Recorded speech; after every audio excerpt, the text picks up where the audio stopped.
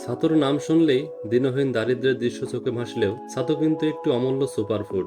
মাছের চেয়ে বেশি পুষ্টিকর, শস্যের চেয়ে বেশি সুলভ, বহু ফল শাকসবজির চেয়ে বেশি ফাইবার সমৃদ্ধ এই ছাতুকে আপনার দৈনন্দিন খাবার তালিকায় রাখলে একদিকে যেমন পাবেন সুলভ পুষ্টি, তেমনি মিলবে গরমে তুষ্টি আর রেশনে স্বস্তি। সাধারণভাবে মনে করা হয় যে যাদের পুষ্টিকর খাবার কেনার সামর্থ্য কম বা নেই, তারা এই উপকরণটি দিয়ে তাদের খাদ্য চাহিদা পূরণ করে। কিন্তু পুষ্টিবিদরা গবেষণা করে দেখেছেন ছাতুতে এত বহুবিধ পুষ্টি ও উপকার রয়েছে যে স্বাস্থ্যের স্বার্থেই ধনী গরিব নির্বিশেষে সবার ছাতু খাওয়া উচিত, বিশেষত সকালের নাস্তা হিসাবে। স্বাস্থ্যকর খাবার হিসাবে অনেকে ওটস খান, যা বেশ ব্যয়বহুল। বাস্তবতা হলো ওটসের চেয়ে ছাতুর পুষ্টিগুণ কোনো অংশে তো কমই নয়, বরং বেশি। 100 গ্রাম ওটসে এনার্জি পাওয়া যায় 389 কিলো ক্যালোরি। 100 গ্রাম ছাতুতে এনার্জি পাওয়া যায় 400 কিলো ক্যালোরি। ওটসে প্রোটিন পাওয়া যায় 16.89 গ্রাম আর ছাতুতে 21.19 গ্রাম। ওটসে কার্বোহাইড্রেট 66.27 গ্রাম আর ছাতুতে 64.63 গ্রাম। ওটসে ফাইবার পাওয়া যায় 10.6 গ্রাম আর ছাতুতে 14.3 গ্রাম। ওটসে ফ্যাট পাওয়া যায় 6.09 গ্রাম, ছাতুতে 6.34 গ্রাম। তাছাড়া ছাতুর প্রোটিন হচ্ছে যেহেতু উদ্ভিজ প্রোটিন, তাই প্রাণীজ প্রোটিনের ক্ষতিকর দিকগুলো এতে নেই। 100 গ্রাম মাছে প্রোটিন পাওয়া যায় 16 থেকে 20 গ্রাম। 100 গ্রাম ছাতুতে প্রোটিন পাওয়া যায় 20 থেকে 25 গ্রাম। তার মানে মাছের চেয়েও ছাতুর প্রোটিন বেশি। কিন্তু প্রচুর পানি ধরে রাখতে পারে, ফলে এটি খেলে ডিহাইড্রেশনের আশঙ্কা কমে যায়। যে কারণে দেখা যায় উপমহাদেশের যেসব এলাকায় আবহাওয়া গরম, সেখানকার অধিবাসীদের মধ্যে ছাতু খাওয়ার প্রচলন আছে।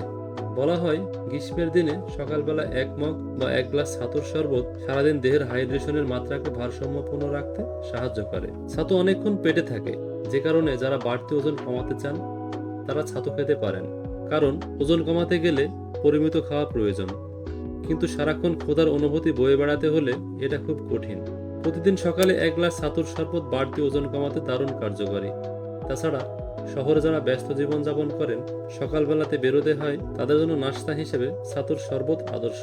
সোলার ছাতু দিয়ে শরবত বানাতে চাইলে এর সাথে পরিমাণ মতো পানি, বিট লবণ, জিরা গুঁড়ো, লেবু আর সামান্য গুড় দিন। এমনকি গুড় না দিলেও চলে। এরপর খুব ভালো করে নাড়ুন। কেউ বা আবার ব্লেন্ডারে ব্লেন্ড করে নেন।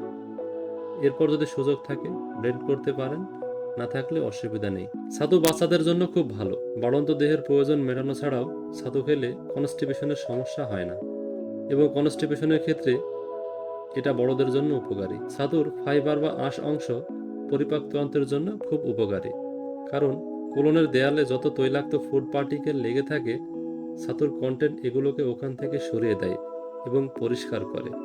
ফলে যাদের কনস্টিপেশন আছে, যাদের পেট ফাঁপা থাকে, যাদের অ্যাসিডিটি আছে, তাদের জন্য ছাতু খুব উপকারী। আমাদের পাকস্থলীতে অণুজীব বা মাইক্রোবের যে বিশাল সাম্রাজ্য আছে, এই সাম্রাজ্যের ভারসাম্য বজায় রাখে ছাতু। ভালো অণুজীবগুলোকে বাড়ায় এবং খারাপ অণুজীবগুলোকে কমিয়ে দেয়। আর পাকস্থলীর এই সুস্বাস্থ্যের প্রভাব পড়ে ত্বকে। ত্বক উজ্জ্বল হয়, চুল পড়া কমে।